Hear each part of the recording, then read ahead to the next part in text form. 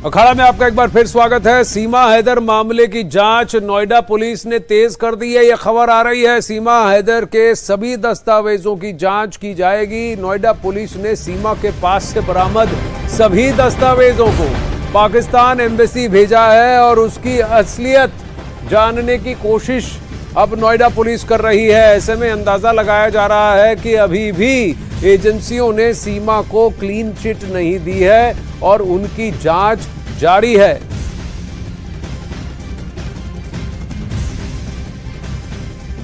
प्रश्न बहुत सारे हैं, लेकिन कई दिनों तक पड़ताल करने के बाद कई सारे तथ्य मेल खाते दिख रहे हैं।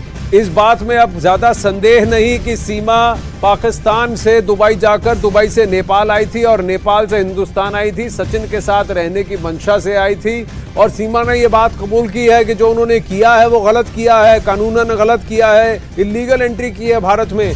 लेकिन वो भारत में कारागार में रहना पसंद करेंगी, लेकिन वापस पाकिस्तान नहीं जाना चाहते। आनंद तिवारी के पास चलते हैं, सचिन के घर से जुड़ रहे हैं, ग्रेटर नोएडा से लाइव जुड़ रहे हैं। आनंद, सभी दस्तावेजों को अब पाकिस्तानी एजेंसी भेज दिया गया है। एजेंसियों ने पाकिस्तानी कॉन्सुलेट भेजा है, दूतावास, उनसे जांच पड़ताल करने के लिए। लेकिन ये इन्वेस्टिगेशन किस ओर बढ़ती हुई दिख रही है? क्या अब एजेंसियां धीरे धीरे ये मानने को तैयार हैं कि बस अपने लिए एक फ्यूचर, एक भविष्य तराशती हुई उसकी तलाश में सीमा पाकिस्तान छोड़कर, सब कुछ छोड़कर सचिन के साथ रहने के लिए आई थी और नेपाल में भी सेटल होने की उसने कोशिश की थी? ये जासूसी का एंगल क्या अभी भी हॉट है? देखिए आनंद, तीन महत्वपूर्ण बिंदु हैं जिस पर कि अब यूपी पुलिस, यूपी सरकार और केंद्र सरकार की जांच जारी है। पहला कि क्या सीमा हैदर को डिपोर्ट करना है? अगर डिपोर्ट करना है तो उसके लिए ये जानना बेहद जरूरी कि क्या सीमा वाकई में पाकिस्तानी नागरिक है या नहीं है।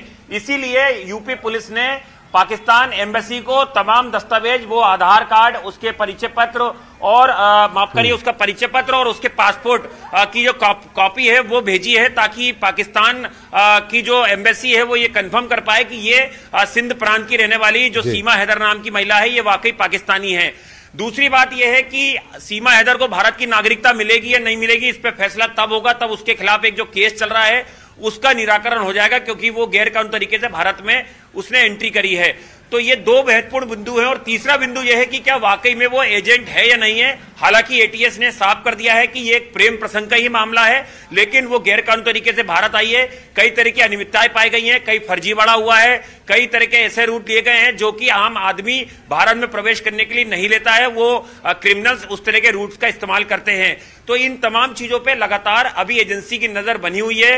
बॉर्डर फोर्स से भी लगातार जानकारी साझा की जा रही है। इसके अलावा आईबी ने भी जो है वो सीमा हैदर से पहले ही पूछताछ कर चुकी है। एटीएस की पूछताछ लगभग खत्म हो चुकी है। तो आनंद, इन तीन मुद्दों पे ही अब सीमा हैदर का अगला भविष्य निर्भर करता है। सचिन के साथ शादी की तस्वीरें, फोटोग्राफ्स, काफी कुछ आया। आपने कहा प्रेम प्रसंग पर अब एजेंसी की थ्योरी धीरे धीरे सेटल होती दिख रही है। जासूस नहीं, लेकिन हाँ अवैध रूप से भारत में एंट्री की है। क्या सीमा भारत में पॉलिटिकल असाइलम की गुहार कर सकती है, शरण में आ सकती है भारत की? क्या अगर ये मूव होता है तो फिर क्या रुख लिया जाएगा? ये सारे प्रश्न भी बनते हैं। धन्यवाद आनंद आपके अपडेट्स के लिए। वहीं सीमा हैदर पर एक और बड़ी खबर सामने आ रही है। सूत्रों के मुताबिक सीमा हैदर की जांच जासूस वाले एंगल से अभी भी जारी है। हालांकि शक की सुई धीरे धीरे उनसे हटती हुई दिख रही है। एजेंसियां अभी भी उनकी जांच में जुटी हैं। सीमा के भारत में दाखिल होने के मकसद की जांच हो रही है और इस एंगल से भी जांच की जा रही है कि कहीं सीमा लंबे समय तक हिंदुस्तान में रहने और यहां से पाकिस्तान में इनपुट भेजने के लिए एक बड़ी साजिश का हिस्सा तो नहीं है। सूत्रों के मुताबिक जांच एजेंसियां पड़ताल कर रही हैं कि कहीं 4 बच्चों की सहानुभूति और सचिन को मोहरा बनाकर सीमा किसी और प्लानिंग, किसी और मंशा, एक डीपर कंस्पिरेसी के तहत काम तो नहीं कर रही हैं।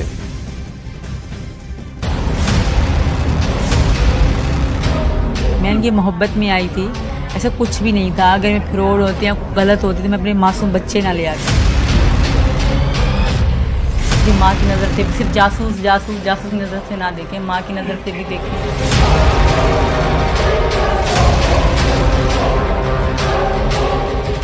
मैं अगर पाकिस्तान चली गई तो उनका जीवन खराब हो जाएगा।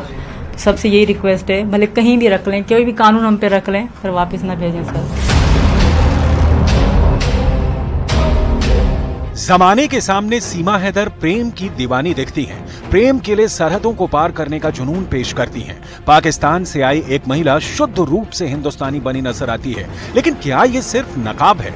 क्या सीमा हैदर की सच्चाई कुछ और है? क्या सीमा हैदर ने प्यार को हथियार बनाया और असल में वो दुश्मन मुल्क की अय्यार है?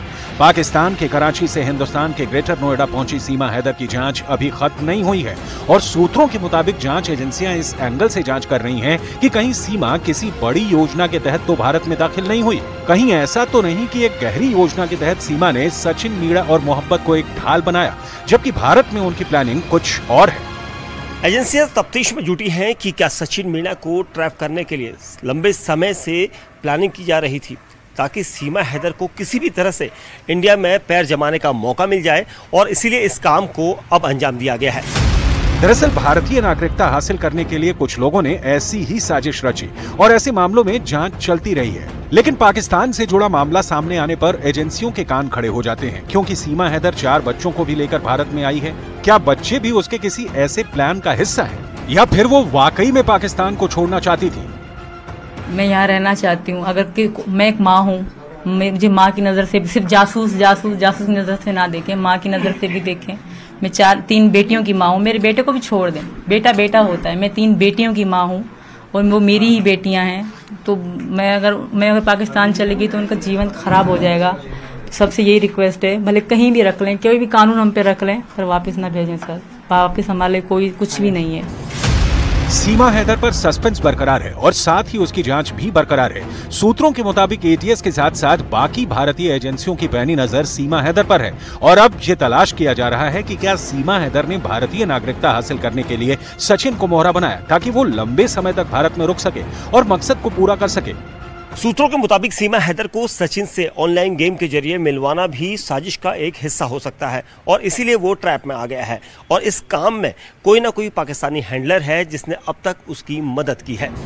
सूत्रों के मुताबिक एजेंसियां ये भी जांच कर रही हैं कि सीमा हैदर क्या किसी हैंडलर की मदद से भारत आई हैं? क्या सचिन को जानबूझकर ट्रैप किया गया है ताकि उसका सहारा लेकर सचिन के परिजनों और रिश्तेदारों की सहानुभूति लेकर वो यहीं बस जाए और बाद में वो हिंदुस्तान की सुरक्षा का कोई इनपुट पाकिस्तान को देने में मदद कर सके? सूत्रों के मुताबिक सीमा हैदर के खिलाफ 14 विदेशी अधिनियम और 120B के तहत मामला दर्ज हुआ है। सब कुछ जानते हुए भी अवैध तरीके से सीमा हैदर भारत में दाखिल हुई। ऐसे में भारतीय एजेंसियों की नजर सीमा हैदर पर तब तक रहेगी जब तक सीमा हैदर भारत में है और इसीलिए सीमा हैदर से बरामद दस्तावेजों की तस्दीक करने के लिए नोएडा पुलिस ने पाकिस्तानी एजेंसी को वो दस्तावेज भेजे हैं।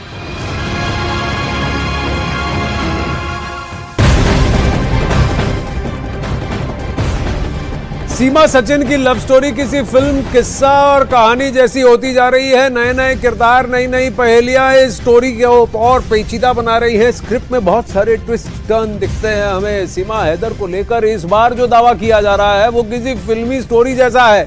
दावा यह है कि सीमा हैदर ने नेपाल आने से पहले वहां के बारे में कई महीनों तक जानकारी भी हासिल की, बॉर्डर के बारे में जाना, सुरक्षा बलों की तैनाती के बारे में जाना और फिर अंत में किस बॉर्डर से भारत में दाखिल होना है इसका सिलेक्शन भी उन्होंने किया। तो काफी रिसर्च किया है।